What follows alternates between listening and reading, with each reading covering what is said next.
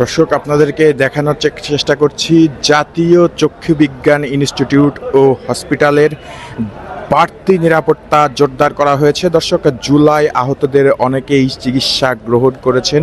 এখান থেকে চিকিৎসা গ্রহণের জন্য সিঙ্গাপুর এবং সুদূর প্রবাসে পর্যন্ত গেছেন এবং কিছু সংখ্যক জুলাই আহত তারা কিন্তু এই চক্ষু বিজ্ঞান ইনস্টিটিউটে অবস্থান করছেন এবং চিকিৎসক, নার্স, কর্মরত কর্মকর্তা কর্মচারীদের নানা সময় নানাভাবে লাঞ্ছিত করছেন। তেমনই অভিযোগে কিন্তু বাংলাদেশ চক্ষু বিজ্ঞান ইনস্টিটিউট বাড়তি নিরাপত্তা জোরদারের জন্য আপিল করলে এখানে কিন্তু বাড়তি নিরাপত্তা জোরদার করা হয়েছে। সেমনটি কিন্তু আমরা আপনাদেরকে দেখানোর চেষ্টা করছি। শুধু পুলিশ সদস্য নয়, র্যাবের একটি টিমও কিন্তু রয়েছে বাংলাদেশ জাতীয় চক্ষু বিজ্ঞান ইনস্টিটিউট ও হসপিটালে।